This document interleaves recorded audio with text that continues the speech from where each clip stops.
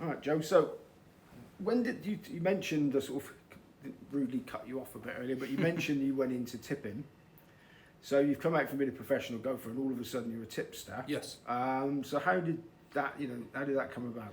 Well, initially I saw a role for a company called betting.co.uk, and I said, well, here you go. It came at the perfect time. I'd just finished my golf career, so I reached out and said, this is what I've got to offer. I'm from Cheltenham. I'm an ex-golf tour professional.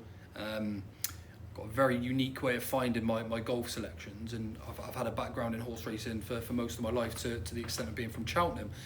I managed to get the role, and that's where everything, I suppose, started off with articles and videos. I decided to start my own podcast, it's the Ginger Joe Racing Show. That's got some nice traction now, and I've got to the stage where I'm interviewing the likes of sort of Barry Connell, Gordon Elliott, and I managed to get some nice contacts through building that as an individual. So it all started from there, and I'm just trying to grow myself as an individual, push myself as a brand out there, I suppose, to a wider audience. And the fact that I've managed to have good success along the way has been a big benefit in that. And hopefully that's what's enabling me to go a little bit further in this career, effectively. Well, you mentioned earlier you sort of just feel you've got an aptitude, and it's your passion, horse racing. That's why you've become so good at it. I mean, have you sort of turned into somebody that starts studying speed maps and all that sort of thing? Are you going deeper into it as you get in, as you progress through your career at tipping? Yeah, absolutely. There's probably things that I used to do which, for example, I won't necessarily do now. I do like a good speed figure. That is something I do like. But again, a speed figure may only become relevant to me in fastly run 2-mile races where they're going to perhaps finish in a sprint, because without that, it's the understanding of what these numbers are actually going to do to benefit your selections. I'm not interested in speed figures for 3-mile chases, for example, because it doesn't really correlate. It never often turns into a sprint. So there's definitely things I've learned along the way. When I perhaps first started, I was just looking at form figures without looking at who horses have beat, looking at ground, of course, and the basics like that. But I think with horse racing, you've got to have an eye for what a horse looks like, how a horse is moving, and that will give you a big understanding of what conditions they're going to handle. Physicality is something for me as well. I feel like I've got a good eye for a nice horse, and Marie National was effectively a horse that almost put me on the map, because after he won his bumper at Killarney, I shouted from the rooftops and said, this is your supreme win. I said I'd be gobsmacked if there's a smart horse in him. He ended up going over hurdles, winning the Royal Bond, and going to Cheltenham and getting the job done. So my personal view is that I've got a good eye for horses' physicalities and attributes just by seeing the way they move first and foremost, and then I'll dig into things a bit deeper. But I'm not overly analytical of numbers with regards to times and things like that. So what's the most important aspect of form, do you think? Well, for you, when you're looking at a race? Yeah, first of all, I don't like to back quirky horses. So if you've got a horse that's keen, because I like to go back and watch previous races, if you've got a keen goer, you're highly unlikely to get the very best out of that horse. If you've got a horse that's nice and relaxed, seemingly jumping well and enjoying conditions, you are much more likely to get the full worth out of that horse during a race. So I do like to have a look in the paddock if I go racing and things like that. Form will only get you so far. It's about understanding potential, and the fact I've managed to get some nice connections of trainers within the racing world, I've managed to see how horses can develop from novices into open company, and try and keep an open mind rather than looking at the face value there and what happened in their last races. There's a lot more to it than that. Okay, so do you use any specific sort of tools? Are you like a pro form or a race form update or anything like that? Yeah, I'm a racing post guy. I really just enjoy the members section there. The thing is, you've got everything you need in one place. So I don't go digging into Race IQ and then dip over to At the Races and Racing Post. Everything that is there on Racing Post. And my one piece of advice is to go back and watch horses in their races. If they got won by their name, go and watch how they won that race. Don't just assume that everything went to plan, and because you can find a horse that finished third, didn't show much, stayed on well, looks like a horse is going to go out and trip and do much better. So try and really hone in on what you're looking for with how a horse moves. Don't like keen goers or awkward horses, because you're on the back foot straight away. You need them to relax, and you don't know if that's going to happen. And that's where you can probably take advantage of Betfair Exchange and get on in play and things like that. So I think it's really important to understand horses. I don't like backing horses that I haven't seen run. I will always go back and watch the races, for example. So is going racing something that you like to do, and do you find that quite important? Yes, but I prefer going to the smaller meetings, actually. It gets, even though I'm from Cheltenham, if you go to a race course and there's too many people, I like to watch the racing. You know, I'm not a drinker, so I don't go to racing. I go there to try and earn a little bit of money, enjoy the sport, and see them physically. But sometimes there's only so much you can see at the race course these days. We've got such a good product now on TV. You can get enough out of that. I've just happened to have a lot of experience with horses, visiting yards, and so that's just a benefit through my experience of travelling to different yards effectively. And where did you get your skill for spotting the physicality of a horse? I don't know. That's an interesting one. I suppose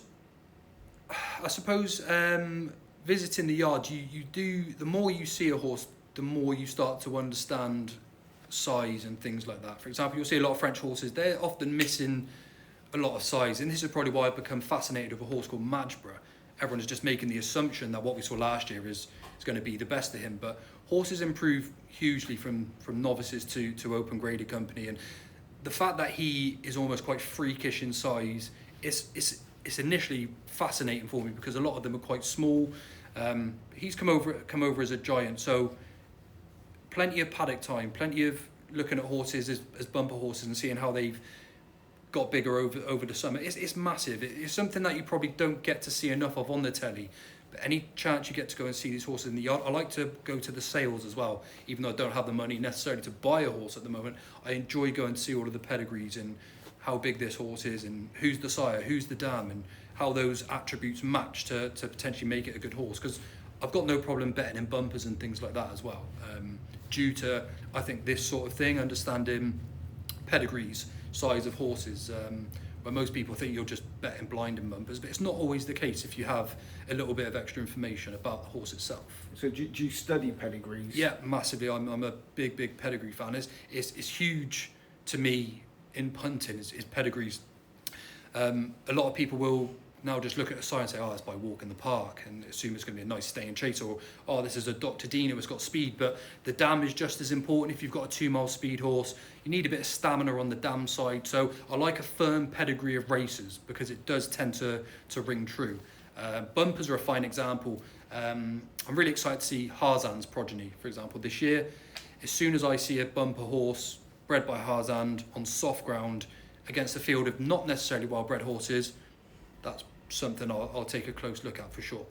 And are you a notebook sort of person? Would Yes. you be there around the paddock and Yeah, sort of compare what you've written the time before to what they next time you see them out, that sort of thing? I certainly am with bumper horses and novices. By the time they go into sort of open company, they've filled out fully. But a lot of people seem to think when a horse becomes a juvenile, they're ready to race. And to be honest, a horse doesn't stop growing until they're 5-6 years old, and that's something that really needs to be taken into consideration for sure. Okay, so back to golf now. Yes. You obviously flick between the codes quite easily yourself. You said you've got a unique way of picking your golfers. So what are you seeing that the other golf punters, and it's a massive betting sport these days, Yes. and what are you seeing that they don't? Well, my playing experience is absolutely huge. I feel this is my unique selling point, if you like, with my golf selections. And a lot of punters I notice will, for example, look at last week's tournament, and they, for example, you could have Gerbach, who played well last week in the Spanish Open. He's shown next to no form, yet he's also playing in the Indian Open this year, and because he played well last week, punters have jumped on the ball and said, well, he's going to play well this week, and it's just not the way to look at it. Course management, shot shape and trajectory are probably more important than any other stat that you're going to read on the DP World Tour website. So where players are potentially looking at, oh, this golfer's hit 70% of greens in regulation. Well, if those green in regulations are from golf courses in America where the greens are huge, suddenly they're not that impressive. I also like a contrasting golf course. So if you go from a links golf course to a parkland golf course, a player that's going to be hitting a high ball flight on a links golf course is not going to fare that well, but get them back on a parkland course and then they will be a completely different golfer. It really is horses for courses, golfers for courses. It really does ring true. Because I understand how to manage golf courses with regards to attributes that fit the track, I can then narrow it down to say, right, I need a player that's going to hit a fade round here. Whereas other punters won't necessarily have this information. So finding these sort of attributes that actually suit the golf course is much more important. For example, without giving my selections away, this week I put two 250 to 1 shots and a 500 to 1 shot. They're not going to be on anyone's radar because they haven't even made the cut in the last 3 events. But there's strong reasoning for that. They come back to a golf course this week where they played well at previously, and their shot shape, their trajectory is going to allow them to be much better here than it will anywhere else. People are pummeling into Rory McIlroy this week. Probably not the right week to do that because it's not for the long hitters. This is a course management based golf course. But I don't think other people understand that as they haven't got the playing experience. When you're sort of studying a horse race, there's 8, 10 runners. Well, with the golf, there's hundreds. Yes. So, I mean, is there a quick way around? A lot of it's in your head. Yeah. You're sort of building up a good knowledge of all the players. Is that how it works for you? How much effort do you have to put in? A lot. Yeah, I put a lot of time into my golf selections. Again, thankfully it's been really successful continuously because it makes it all worth it. But I will keep. I've got a book like thick as an encyclopedia now with golfers, and I can find out if they hit fades or if they hit a draw. Do some players hit it both ways? Are some players better when they have a course where they only need to hit a fade? There's also golfers that will, for example, hit a draw shot for the first 3 rounds. Now, often if you take a lead into the final round of golf, you then need to play what's called a stock shot, and that's when you basically switch from a draw to then hitting a fade because you have to do a lot less with the golf swing. With the draw, you've got to turn your hands over. There's a lot more movements to it. If then I see the players setting up for a draw on the first tee, straight out the window, straight into the Betfair exchanges, and back the other player who's hitting a fade. There's intricacies like that which a lot of punters don't understand because they don't play the sport. And I'm not trying to be smart there. I'm just, from my experience, these are the unique details that have made me so successful because I can narrow down half the field within 10 minutes of looking at it when I match the course to the 100 to 150 players that are in the field. So it's all about narrowing that down and finding players that are maybe coming into form. There's another brief example. If a player shot level par last week, some players might go, oh, well, he didn't play very well. Well, he might have actually played really well tee to green, struck the ball well. He might not have just putted too good, but could be something to do with the green. So people are too quick to write golfers off without understanding why they haven't played well at certain venues and why they are going to play well this week. And that's where I've managed to find the value in, 100 to 1 winners and, other things like that. It's definitely a unique quality to have. I'm proud of having that on my side, and it's paid, so very grateful.